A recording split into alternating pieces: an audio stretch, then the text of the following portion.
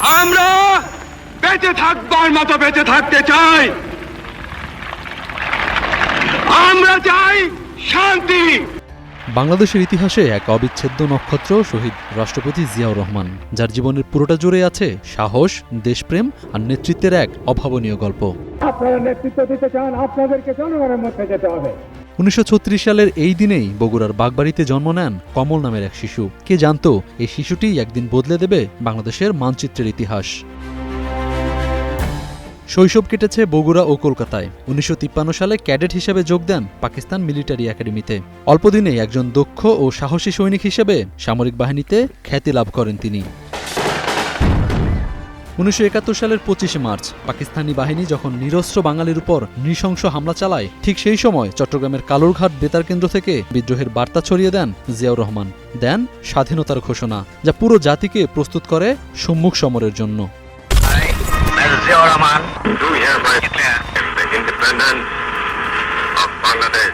মুক্তিযুদ্ধের সময় তার নেতৃত্বে গঠিত হয় জেড ফোর্স, যা পাকিস্তানি সেনাদের সামনে এক অপ্রতিরোধ্য আতঙ্কের নাম হয়ে দাঁড়ায়। প্রতিটি যুদ্ধে সাহস ও বীরত্বের দ্যুতি ছড়িয়ে জাতিকে স্বপ্ন দেখায় বিজয়ের উল্লাস ভোরের। এই অসামান্য অবদানের স্বীকৃতিস্বরূপ তিনি ভূষিত হন বীর উত্তম উপাধিতে। 1975 সালে পট পরিবর্তনের মধ্য দিয়ে রাষ্ট্র ক্ষমতার কেন্দ্র আসেন জিয়াউর রহমান। তিনি কেবল একজন শাসক ছিলেন না, বরং ছিলেন একজন দূরদর্শী সংস্কারক। তার শাসনামলেই বাংলাদেশ খুঁজে যায় এক নতুন দিশা। একদলীয় শাসন থেকে দেশে বইতে শুরু করে বহুদলীয় গণতন্ত্রের সুবাতাস।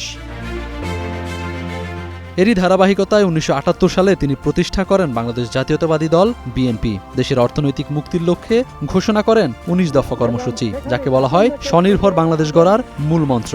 আমরা জাতীয় জীবনে এক নতুন অধ্যায়ের সূত্রপাত করতে যাচ্ছি। আন্তর্জাতিক কূটনীতিতেও তিনি বাংলাদেশের অবস্থান তুলে ধরেন এক আত্মবিশ্বাসী, মর্যাদাবান ও দায়িত্বশীল রাষ্ট্র হিসেবে। দক্ষিণ এশিয়ার আঞ্চলিক সহযোগিতার বৃদ্ধির জন্য প্রবর্তন করেন সার্ক, যা পরবর্তীতে আঞ্চলিক সহযোগিতার অন্যতম গুরুত্বপূর্ণ প্রতিষ্ঠান হিসেবে প্রতিষ্ঠিত হয়। জিয়াউর রহমানের গ্রহণযোগ্যতাই তাকে ধীরে ধীরে বিশ্বনেতার পর্যায়ে উন্নীত করে।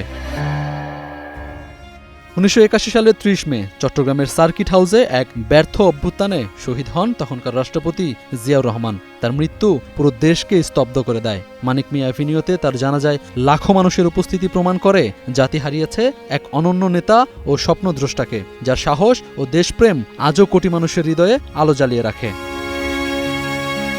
শহীদ রাষ্ট্রপতি জিয়াউর রহমান কেবল একটি নাম নয়, তিনি এক ইতিহাস, এক অনুপ্রেরণা, যিনি শূন্য থেকে একটি স্বনির্ভর জাতি গড়ার স্বপ্ন দেখিয়েছিলেন। তার সততা, সাহস এবং দেশপ্রেম চিরকাল বাংলাদেশের মানুষকে পথ দেখাবে চরম অনিশ্চয়তায়ও। ক্ষণজন্মা এই কালজয়ী পুরুষের জন্মদিনে গভীর শ্রদ্ধা ও ভালোবাসা।